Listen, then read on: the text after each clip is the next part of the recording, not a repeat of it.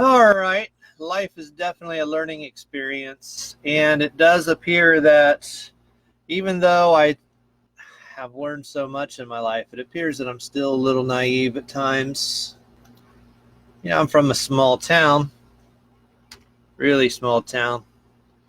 Uh, I'm going to give my story, things I've learned here about the college I went to, um, especially Hyles-Anderson College. And Hi, Donovan. Um, I'm going to start with my background. I'm going to tell you a little bit about myself. This is going to be a series. I don't know how many parts it'll be. It just depends how long it takes me to get all the information out that I think is relevant. But in order for someone to fully understand what's going on, uh, they're going to have to understand me.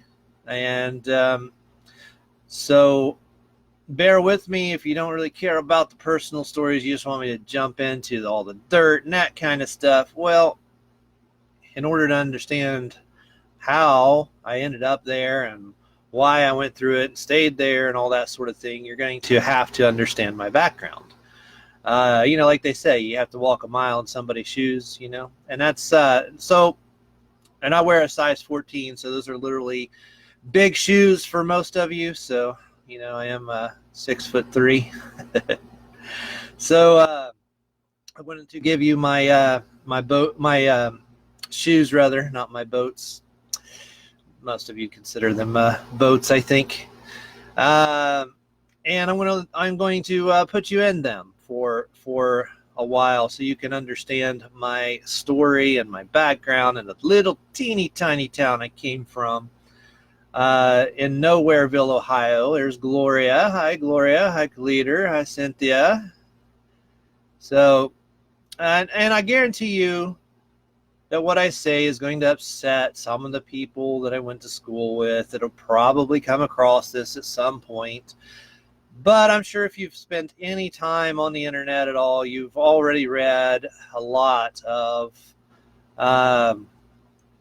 what happened at Hyles-Anderson College. There's Adrian. I think you went there, didn't you, Adrian? So it's not going to come as a complete surprise, this information, but my role in it is going to be surprising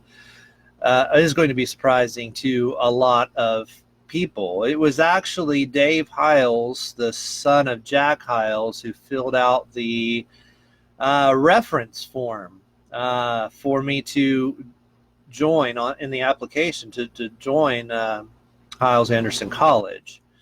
So before I get that far ahead and jump ahead, I'm going to start from the very beginning. I'm going to have to tell you about my life and my tiny little town that I came from, and you're just going to have to bear with it, or the rest of the story is not going to make sense. And I'll have to get through the whole series of information for you to eventually understand how I've come across the information that Hyles-Anderson College is an extension of a pedo group. And this is new information to me. I'm just starting to learn this and put all the pieces together. Now, but you will see how I verify that. Possibly not in this episode. Okay, because I got to get all the information in. So let me just tell you a little bit about myself and where I'm from, okay? I am from absolutely nowhere, okay? This little town that I'm from was called Clarktown, Ohio. Okay, it is nowhere. It is just a little bend in a valley, a few hundred houses spread across the valley. You go past it in a quarter mile. The entire elementary school that I went to, kindergarten through fourth grade, had about 90 kids. And I walked to school from my house, just a short walk. And in this little town, you don't really get to understand what the world's like. You're very, very sheltered inside the hills in the valley in this small town in southern Ohio. The big towns around it are Portsmouth, which you've never heard of because they've never done anything ever except back in hundreds, they made shoestrings. There was a shoestring factory that was still in existence that one of my relatives worked at for a short time when I was growing up. I don't even think it's there anymore. Shoestrings and shoes back in the 1800s. Other than that, it's done nothing. Okay. They hesitate to put very many restaurants in this town because they tend to go out of business. It's just not a great business environment. And you don't learn much about reality, about how things operate, how the real world works. If you grow up in a conservative, decent Christian home like I did, you're going to grow up understanding, Republicans good, Democrats bad. You don't even know why, but that's what you heard. You don't really care because as a kid, I didn't care about any of that. I just spent all my time playing in the creeks and in the hills, catching crawdads. And I'm not even exaggerating. This is my life as a kid. We used to catch snakes and salamanders and take them to school just to scare the girls with. And a lot of my life was just living up in the woods. We'd take our tents with us and we'd go spend the night in the woods. Our parents weren't too concerned about us. We'd climb the water towers and do goofy things like that. But typical rural kid stuff, maybe tip a cow once in a while or something. Or I remember one of the things I used to think was hilarious as a kid is that I dared my friend to pee on an electric fence, and he did it. That's the kind of stuff that you do in a rural environment growing up. Hi, Terry. And so not a whole lot of real world experience, never having been to a big city as a kid. I think, I guess we went to Myrtle Beach once when I was a kid, but Dad's driving, you're sitting in the back seat. You don't know where you're at. You don't know how you got there. It's typical kid stuff. So a lot of turtles I used to catch as a kid. We had boxes of turtles. I don't know. They're just everywhere down in the valley. And, we'd catch poisonous snakes too. And so anyway, a very simple rural life, which creates a very simple person, generally speaking. And this was the days before the internet. In high school, about 10th grade, we got our first computer at home, and it had a 356 megabyte hard drive. I don't remember what the RAM was. I don't know, 32 megabyte maybe. Back in the days when you'd try to dial the internet. And so I never even really messed with it. There was one video game that I played on it, and that's all the computer experience I had before I went to college. Was I occasionally played that video game, and it wasn't even online. So I really hadn't been online up until I went to college. And so until I came back from college, and I spent way too long in college, I had no computer experience and still was very naive and misunderstanding of the real world. Now, the churches that I was part of as a kid, I started out in the Methodist churches, the Free Will Baptist churches, which in the rural part of the Mid-Ohio Valley, that's what they call the area that from West Virginia to Ohio to Kentucky to Indiana, they call that whole river valley the Mid-Ohio Valley around here. So the churches in this rural area that is more West Virginia and Kentucky than it is Ohio, you probably caught on to that just from hearing my accent. You go about 40 minutes north in Ohio and the hills stop. It's where the glaciers began, and the rest of Ohio starts, and you get that the more Midwestern, very plain accent. But down here in the hills, this is more of West Virginia extended, and Portsmouth, Ohio would be Kentucky extended, So we still have much of the Appalachian culture and accent right here along the river. And the churches that I went to are very simple churches as well. There's my brother on there. He won't claim it though, so I have to tell you that he's my brother, because otherwise he might deny it. So just go ahead and affirm right now that Daryl Bowe right there, Yeah, with the Calvin and Hobbes logo, that's my actual blood brother. So no matter what he tells you, that's really him. But so anyway, so the churches that I went to are very simplistic, to say the least. Okay. Their understanding of the world and in that culture is not very much more developed than I was growing up. And for instance, in all the years growing up, I saw one black person that went to our school shortly. And I think, I didn't know her. I think she was, why am I so ugly, Daryl? Yeah. Well, I mean, it is genetic, and I think you got the brunt of it. What can I say? I see you didn't use your actual picture. You put Calvin and Hobbes there. I appreciate that, brother. That keeps people watching the program longer. I wouldn't want you to scare everyone away by putting your actual photo on there. So stick with Calvin. Okay, that was a wise decision that you made there. Now, so the churches that we grew up in were very simple. And Free Will Baptist, if you're not familiar with that denomination, the understandings of the Free Will Baptists was that a person could lose their salvation, so that you were always frightened that no matter what you did, you were going to lose the salvation that God gave you. And that puts a lot of fear in you, and makes you want to live very circumspectly. And that's exactly what I did, as best as I understood it at the time. And of course, people grow and their understanding increases. But, at 13 years old was the first time I read my Bible through for the very first time. No one told me I had to read the Bible. I just assumed, hey, if you're going to call yourself a Christian, the first thing you should do is read the Bible. That really makes a lot of sense. If you think about it, it's not that hard to understand. So, and I'm always shocked that people that have been in church for 20, 30, 40 years have never even read the Bible. It continues to blow my mind. It just seems common sense that if your book is the Bible, then maybe you should read it.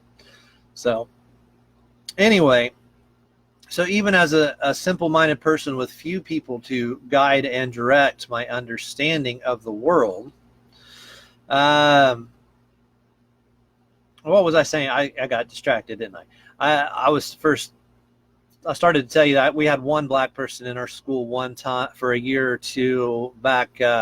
I don't know. I can't even remember what grade now. She was little, so must have been in middle school or something. And that's, that's how non-diverse this little town is to as far as world experiences. So combine that with a simplistic knowledge of the Bible and no one really to guide you that has really spent a lot of time outside the Mid-Ohio Valley. That's sort of an area that if you listen closely, you might hear the banjos playing in the hills. This is the sort of town that area that we grew up in. And so that creates a very simplistic mindset for understanding the Bible and for how you see the world. No one's really any different. Everyone acts pretty much the same, and they're all very rural. And that's not 100% bad, okay? It also means that grandma's the best chef in the world. You grow up close to your relatives. There wasn't a lot of violence. There was essentially no crime in this area to speak of. I think there was actually a murder in Portsmouth. A friend of my mother's was murdered back in Portsmouth. And that was a big, shocking thing back in the day, roughly about 93 or so. Maybe been a couple years before that. I can't remember exactly. And actually, I think the kid was murdered, and she was shot, and I think she survived. I think that's how it happened. It's been so long. I didn't know her so well. But anyway, for the most part, crime was, very rare, and big crimes like that. How that happened to her, just had to do with, I don't know, a fight between that lady and her husband, so it wasn't, gang related, and nothing like the big things that I expose and decode and that sort of thing. It was on the news for a couple days, that sort of thing. But all right, so you start out in a Free Will Baptist church believing you can lose your salvation, but I was very adamant in what I believe, very, very clear in my understanding of what I thought to be true.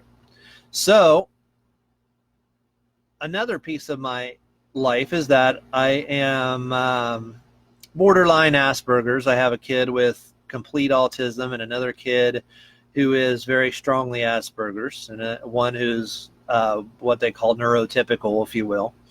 And it's probably genetic.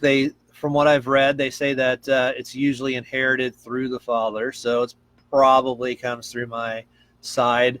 My dad, as much as he probably would never understand or admit to it, is probably a little borderline Asperger's as well. So imagine seeing the world in extremely black and white terms. Growing up in a very small rural town and reading the Bible for the first time completely when you're 13 years old and believing it in extreme black and white terms. And that's me, okay? One side of the world is black, the other side of the world is white. And I'm not talking about race. I'm just talking about true and false, fact and fiction, and the world is completely defined in absolute understandings. And then at about 12 years old, I think it was, I joined a drama team, a youth evangelistic team, a drama team that traveled from church to church throughout the Mid-Ohio Valley. And we would perform skits that would begin with humorous skits and would gradually grow in intensity until the last drama would be a large scene reflecting Judgment Day. So when all the people would be, the sinners would be cast into hell and the Christians would be allowed into heaven on Judgment Day. And this just further cemented the extreme amount of passion that I had for the Bible, for truth, for understanding truth, and for pursuing truth as a primary goal in my life. Understanding the truth is the most important goal that I had in my life. I wanted to understand what was right and what was real. What I had no idea was that I was only touching the tip of the iceberg and that there was so much more. And even to this day, I wonder how much more of this iceberg there is to go, because nobody knows how much they don't know yet. And if you think you do, you have limited yourself in your understanding. You have decided that you have already discovered as much as there is to discover, and you don't need to continually question and grow and understand more. And that's a sad place to be in your life. And in my estimation, that's probably at least 9 out of 10 people in the world today tend to think that they've already arrived, that the level of their understanding is sufficient, that they don't need to grow, that they don't need to build any more knowledge base, that they don't need to gain wisdom, and they certainly don't need to pursue truth. They're happy with their fake sports and gambling and beer and that sort of thing is pretty much the average person's life, Truth is not even a relevant part of their understanding. They see no value in even pursuing any sort of truth. Now, try to understand that when I'm talking about my experience, I'm talking about my personal experience growing up here, as the general rule for the people in the Mid-Ohio Valley is they were not on the same page. And this is going to be a familiar theme with my entire life. Okay, being Asperger's and pursuing truth is an uncommon, very uncommon thing. So even though the majority of the people in the mid-Ohio Valley are rural and simplistic people, Bible-believing people, they are not in any wise pursuing truth. To this day, the average person they say they believe the Bible. Most of them haven't read it. Probably consider it boring if they were honest to you, which blows my mind. There's nothing boring about the Bible. But they would consider the idea that they need to constantly grow in wisdom and knowledge and understanding. Like Solomon said, a wise man grows in knowledge. If you're going to be wise, you have to grow your knowledge base, and Jesus said before him, he was the wisest man to have lived. So think about that. To constantly grow in knowledge and to pursue the understanding of reality should be the primary goal for every single person on earth. However, the vast majority of people do not do that. And being rural and believing the Bible because you were born and raised that way doesn't mean you're on a path towards pursuing truth. It means you've accepted what you've been told at a surface level, and that you're probably a superficial person that's just living off of the efforts and understanding of other people. Had you been born in a tribe in the Amazon, you might be a headhunter. You just accept the culture of wherever you're at, accept it as reality, and that would be the biggest reality of your understanding. You would never grow past that because almost nobody does. The number of people who can overcome the culture in which they've been raised in and the level of awareness that they've been raised in are incredibly few in number. Exceptions of exceptions, minutia of people raise their awareness and their understanding of what is real, what is true, what is right from the culture and surrounding from which they have been raised.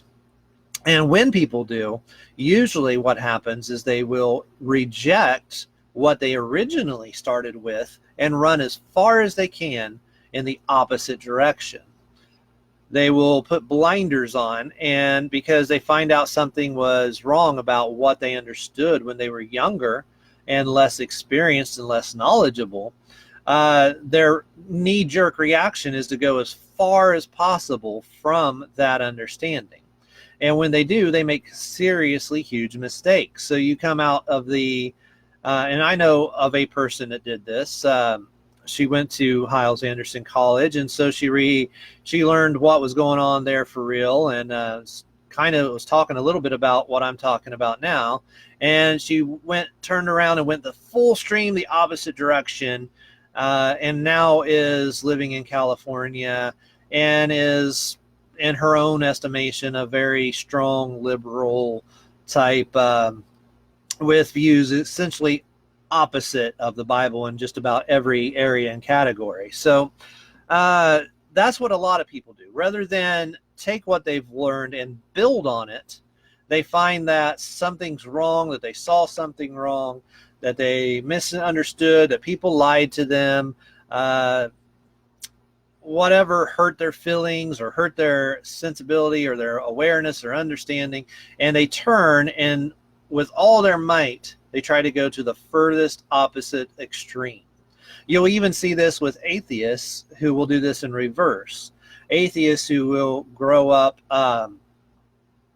very adamantly against the Bible will suddenly see the inherent problems in growing up in an atheistic culture, understanding, household, and knowledge base, and maybe the lack of love in the family that usually accompanies atheism by and large. I'm not saying that's always the case. And they'll turn from that, and the next thing you know, they are the strongest fundamentalist Christian you can think of, because they've just turned and they think they saw the light. So the light is always the most opposite extreme away from where they've been. Now, my understanding of life is not like that. My knowledge base means that I will take it down as far as I need to take it down, and completely be willing to remove any bad ideas that need to go, but build on the ideas that I have learned in the past. And so growth should always be just a steady incline of growth. That does not mean that you accept everything that you knew in the past. You always have to be willing to revise and remove the things that you've said in the past. And if you're not willing to do that, you're going to limit yourself. And also, if you run the furthest extreme away from where you were, you're going to put yourself in another box. You're going to go from one box to another. In my opinion, another person that I was reading online yesterday, who was writing about Hyles-Anderson College he didn't go there, but while I was researching some information about the pedo-gangs that I believe are responsible for Hyles-Anderson College. Well, he had been a pastor in Central Ohio, and for a long time, and he did exactly what I just said. When in 2008, according to his own testimony, he started to see some things that he didn't agree with or understand, and now he's run as far as he possibly can, apparently with blinders on, and has gone to the furthest extremes of atheism now. It's not uncommon for people to do this. It's a psychological reaction that when someone is hurt, offended, or upset, that they assume that the exact reverse must be the true course. And that's never the case. The truth is always somewhere in the middle. The truth is that you have to continually take the things that you learned from one example and apply things you're beginning to learn, and you have to meet them. You have to do that. Without doing that, you are really constricting your life. Now, back to my own story here. So now I'm growing up like this. I'm probably the only person that I know that's as passionate in the way that I'm passionate, because I truly care about what I believe. And I don't just a little bit believe it, but I truly believe it.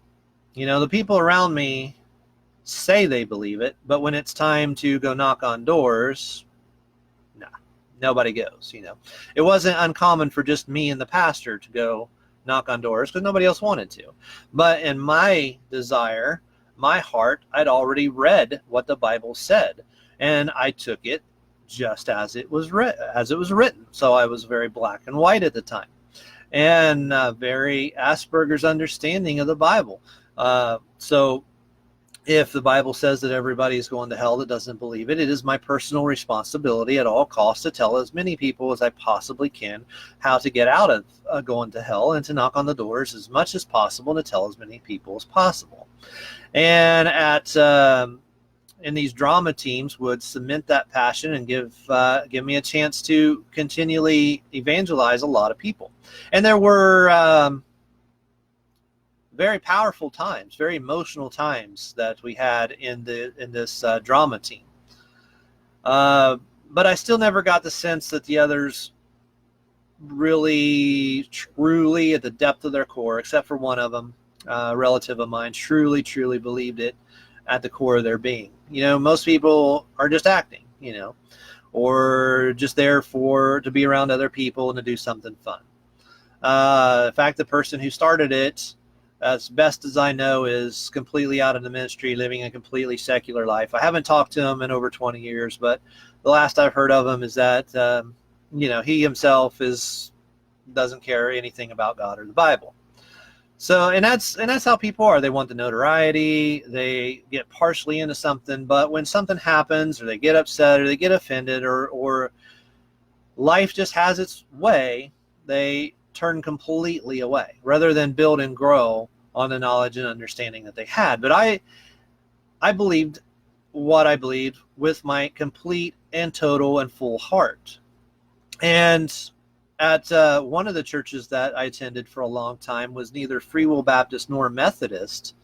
I did preach at the Methodist church when I was 14 years old a few times, where my grandmother went to church. Um, Honestly, the lessons were laughable in my mind, but I think nobody expected any differently from a 14-year-old. And at the other church that I went to was neither Methodist nor Free Will Baptist. It was Free Will Baptist in theology, but would consider itself completely independent. It was not part of, American General Baptist or some other association. And for Free Will Baptist, they believe something that is a little unusual for most Free Will Baptists, and that was they had a King James only stance. Most churches in the Mid-Ohio Valley were unsure about such issues or had no particular stand on it whatsoever. So it was unusual to have a Free Will Baptist church with a King James only stand. It was not unusual for me at this church to do things that nobody else did. Like I said, I was the only one who would go with the pastor to go knock on doors and to evangelize on a week-to-week basis. And I was always eager to go, and it used to really deeply disturb me that other people didn't go. And in black and white issues, I would constantly say, don't you believe what you read? And I would challenge people. I mean, is it true or isn't it? And if it is, why haven't you dropped everything and just do what I'm doing? It was not unusual for me during a sermon to do what nobody else ever did, not a single time, and maybe take the Christian flag and run around it and try to show with passion, run around the edges of the church, or, just all the way around it, to just show this is serious, that I'm putting my full heart into this, not because I wanted to show off to anyone. I certainly didn't, but because I just felt that powerfully and strongly about it. Now, no one else did this. Just me. This was not the kind of an environment that this church had. In fact, the average person there was, dead as a brick. So, and that's been the case pretty much everywhere I've been. The pastor seemed to believe what he said, and he went out and tried to help people and visited hospitals and that sort of thing. But the average person there, they said they read the Bible, but just like in the churches I go to today, as long as they're entertained for an hour, go hear a concert once a year at their church, get their little sermon in, that's good enough. They don't really believe what they read or what's going on there. It's just not really, it's not worthy of actually getting up and doing anything. I mean, if I went to the concert at our church last week, it's not that I don't like Christian music. I do, and I noticed that it was a full house. I'd say probably 500 people there in the church where I go now. But I guarantee you, had they announced to the same people a few weeks prior that we're going to raise money for Sam Emanuel, who I help in Pakistan, to feed her family, and that she's actually been kicked out of her house because they have no money, and she's a widow. And we're going to show you a presentation of her life. It's not going to be entertaining, but you could really make a difference in her life, and you could turn her in. You could, with the amount of money you might spend on a concert, for example, you could probably set her up for the next 10 years where she could have food and water and a nice, safe place to live. I suspect that the numbers would dwindle from 500 to, maybe if I was lucky, 2 or 3. And I doubt it would be 2 or 3. Because that's where the average Christian's heart is today. Just entertain me. Let's sing a little song. And I like the music. I like the song, but I'm deeply troubled still that nobody sees the needs of the world. So the understanding of a black and white reality has not completely left entirely out of my psyche. I'm deeply disturbed and troubled that the idea of helping people and fixing the world is greatly subjugated well below our desire to just be entertained and to learn and grow in knowledge. A few weeks ago, I tried to teach some truth to a person in our Sunday school class, and he literally said, "I'm not interested." So what do you do with that when everyone is dead inside like this? It's very deeply disturbing to me. So anyway, and by the way, I don't think going to church is wrong or bad, obviously. We still go. It's that something needs to change. Something deeply needs to change. And my understanding is you'll see throughout this series has grown exponentially. I would consider myself maybe borderline Gnostic now. Maybe that might be the designation you might say. So if you're looking just to marginalize me, push me off to the edge of your mind and just shut me off right here, which most of the time fundamentalists will automatically do that just because of a phrase, then this is your opportunity. This is your chance. You can just shut me out and push me off to the side right now because I used the word Gnostic, okay? But I suspect that you were never as passionate as I was about the Bible and about doing the right things for God from the bottom of your. Very few people have that sort of knowledge and understanding and desire and experience in their past that they can talk about. And I'm not here to brag or anything like that. I'm just simply trying to get you to understand my story and how it's going to relate eventually to where I'm going to get to show you how the Hyles-Anderson Baptist cult was started by a pedo-gang that's centered in Detroit. We'll get there. Maybe not in today's episode. I do have to go to work before too long. So maybe another 15 minutes I can talk here or so before I have to go start getting ready. But we will get there. We'll get to that. I promise you. If not this episode, we'll get there. So I need you to understand this background about me so that when you go through it, you'll see why I did the things I did and what I was thinking and how it happened and how it all went down. To understand the extreme passion that I had. Oh, and by the way, Joe, hi. Forgot to say hi. And to understand the extreme passion I had, we'll understand what eventually drew me to Hyles-Anderson College. Now, when I was at that church where I used to run around with the flag in my hand and that sort of thing, the Christian flag, and preached a few times and that sort of thing, close to my senior year, I really logicked through the idea of free will Baptist doctrine and how it could not possibly be true that you could lose your salvation. That didn't make any sense in the Bible, because that nobody there that was proclaiming that they understood that doctrine actually believed it. Because if they had, they would be at the altar every single week. I started actually paying attention and writing down in a very Asperger's type way, literally paying very close mental attention to the sins that I did. And when you do that, and if every one of those sins is causing you to lose your salvation, you begin to understand that there is no way you're going to go to heaven without some idea of eternal security. And hi, Kyle, how you doing? So I had to ditch that belief.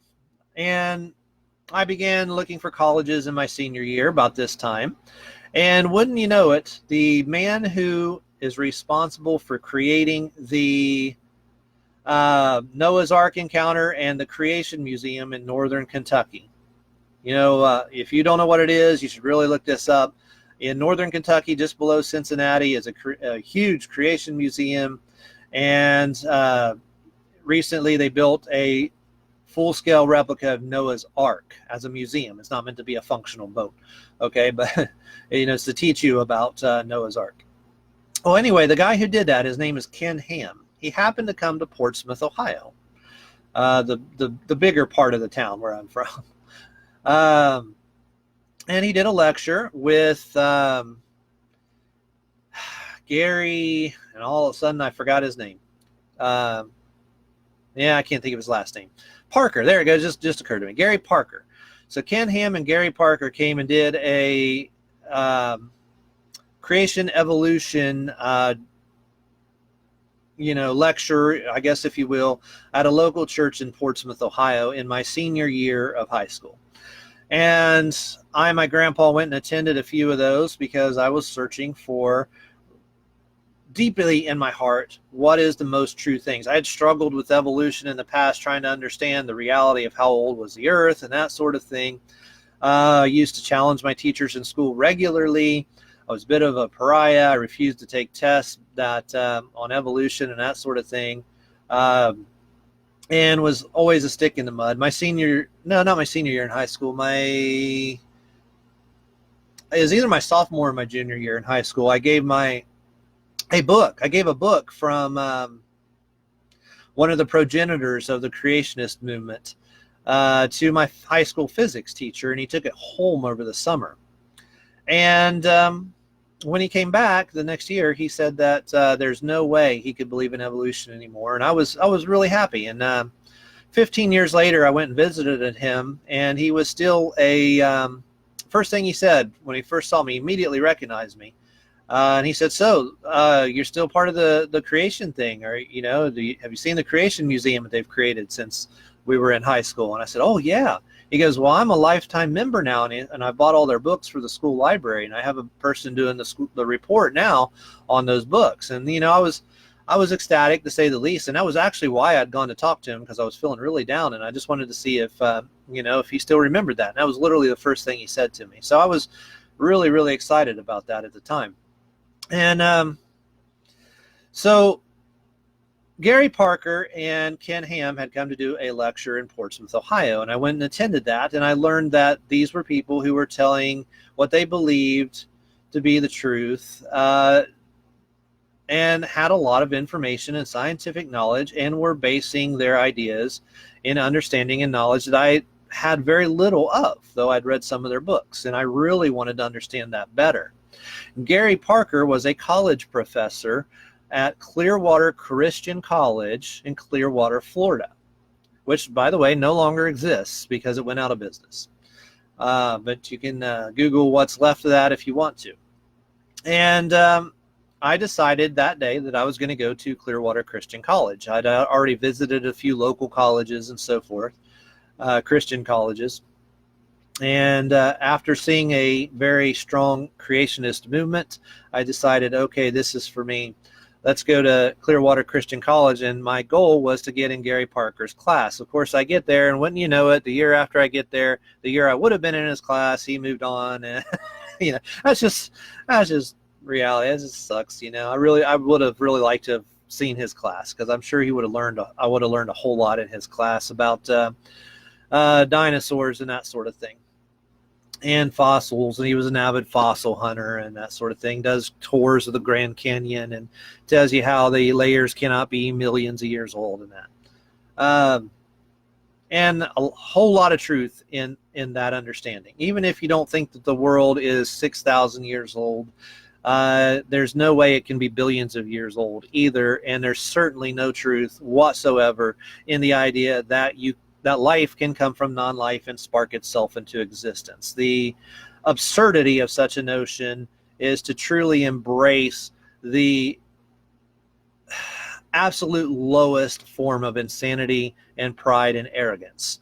When the Bible says the fool has said in his heart there is no God, there is no better presentation of fool than someone who thinks that life can come from non-life and organize itself by advanced mathematical formulas like phi and pi that encompass your entire body and all life that exists. So to think about the idea that you could just spark yourself into existence and be full of not hundreds, not thousands, but millions of irreducibly complex parts that each have to be fully formed and work together at the same time for you to exist as an organism. And to think somehow that could just happen is to embrace the lowest form of absurdity. Now, anyway, so I went down to Clearwater Christian College, and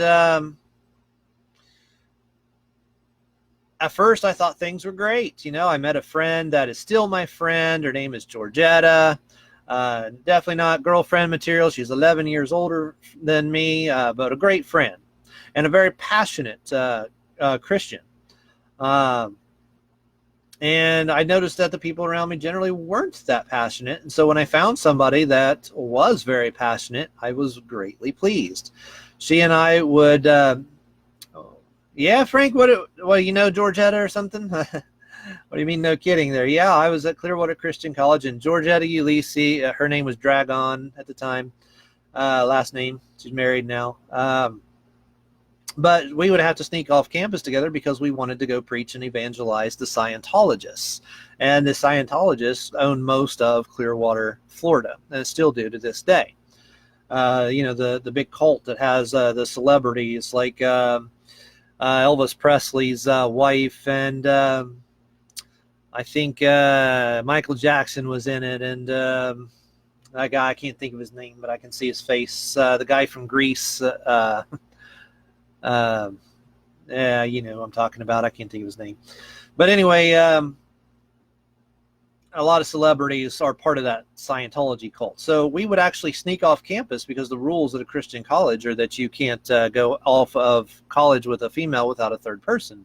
But she would duck down in the seat or something and get past the security guard, and we'd go out and we'd evangelize in Clearwater because, I couldn't find other people that wanted to go with me. Sounded like a familiar story. And I noticed that the other people were increasingly crude, very foul-mouthed a lot of times, and seemed to have no concern. There were 2 or 3 others that would go street preaching with me occasionally. And one of them was half Arab and a pretty good guy, too. I noticed it seems like unless you're foreign or something, it's like you don't grasp the passion. Americans are truly in a box, a stump of unbelievable stupidity, and desire only fiction and frivolity, let's say. That's why Americans such fill the sports stands, and every time there's any sort of music, they have to be there because that's all there is in their life. That's sports and music, and no searching for the truth, no desire to change the world. Well, anyway, I would, because I was from such a rural town, and this was my first time out into a city, into the big world, to go see what was going on in the world. I explored different churches, and I wanted to see what everybody believed. So I would go to a Catholic church just to see what they did. I didn't participate. I just wanted to sit there, and a whole bunch of other churches, Jewish, all kinds of things. I would just sit there and just listen, just because I wanted to know. Not because I was searching, thinking that they had any truth per se in them. I just wanted to understand how the world worked. And so I was growing my knowledge base of reality. And most people would feel that a lot of Christians feel like they're slighting God or something if they did something like this. But no, I felt like the only way to understand where everyone's coming from is to go see what they're doing. And my knowledge base was so incredibly limited, having grown up in a small town. So I went out and I experimented, and I explored all these places. And occasionally I would maybe talk to the priest afterward and try to convert him and that sort of thing. That was not unusual for me. Now remember, Hyles-Anderson College is in the Chicago area, and right now I'm talking to you about the first school I went to in Clearwater, Florida. And I think, unfortunately, no, I'm going to say just a little bit more. I got 5 minutes more, and then I'm going to have to quit, start getting ready for work. It was while I was at Clearwater Christian College, friends with Georgetta, and 1 or 2 others, evangelizing as much as I could, going out and trying to learn more about other churches and trying to increase my knowledge base of reality as much as I could understand how to do it, working many different jobs, working my butt off and going to college. Definitely a theme in my life. I've always, since I was 16, almost the day I turned 16, I've had a job, busting my butt, going to work in college, and church and everything, always having a very, very full schedule. And believe me, that's why I can't do it anymore, because I did it for a long time. You wear yourself out. When you think nothing's ever going to hurt in your life in your 20s, you find out when you reach 30 that you were sadly mistaken. Uh, when you work yourself to the bone for 10 years like that, 14 years, I guess, it will catch up to you. You experience your first pain when you're 30 and you go, oh my gosh, what is this? I've never actually had a real pain before. Hi, Craig. Hey, how you doing? Craig was my friend in that small little town that I was just talking about earlier. One of my good friends back from Clarktown. One of the guys who caught crawdads with me. I remember we found a fossil fish in your backyard one day. A complete fossilized fish. That was so awesome, Craig. And we used to go make sassafras tea and throw cow patties at each other. Interesting reality that we experienced a lot of it there at Craig's house. Good friend growing up. Yeah. When you live in the country, cow tipping and trying to get the bull to chase you and then jumping over the fence, dumb things that kids do when their parents aren't looking, that only kids would do. You remember doing any of those things, Craig? Going out and pulling out sassafras roots and making sassafras tea, that sort of thing. Going frog gigging and collecting all kinds of snakes and turtles and all the things we did. Anyway, so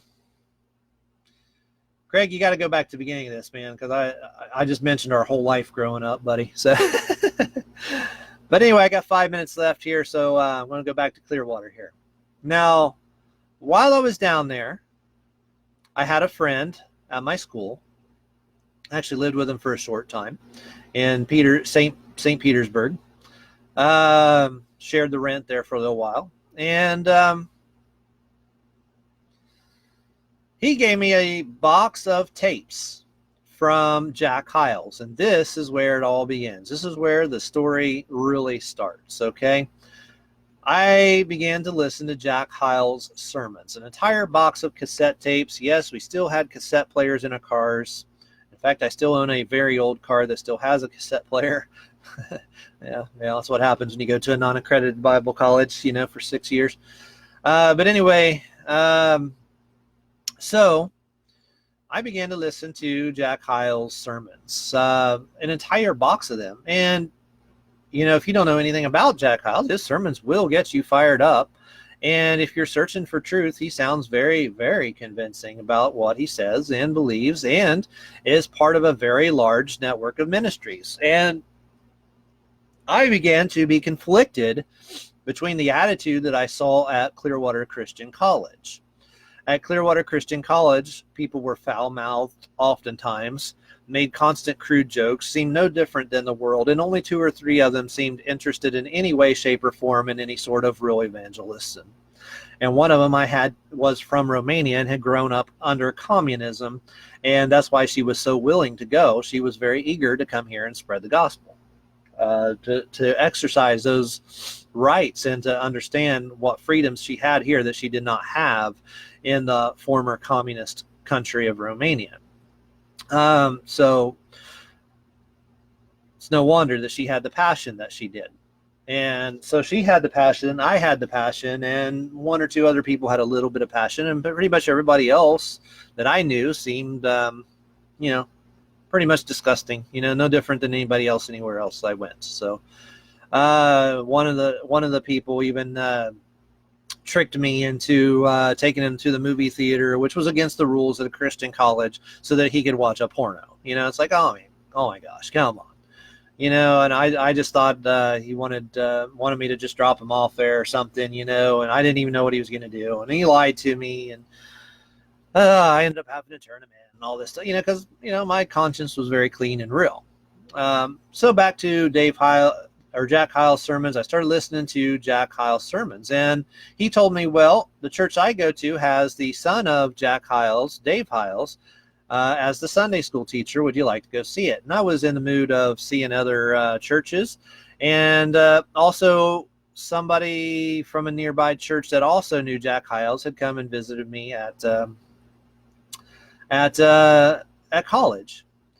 So I think I skipped a step here. The first thing is I went to his church first, and he turned out to be a real wacko. Well, not being deterred because one person was a wacko, I just decided to go to the other church where Dave Hyles was. So I'm sorry that if I confused you there that I skipped a step.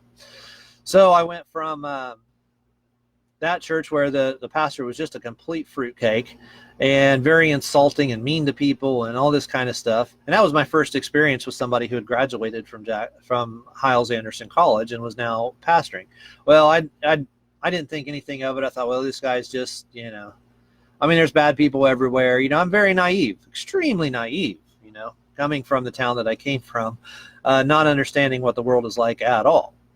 I really am. When Jesus says he sends you as sheep into the world amidst wolves, he's not kidding. If you truly keep yourself clean and pure and unspotted from the world as much as you can as a kid, that sort of thing, and as a teenager, you will be naive when you come into the world.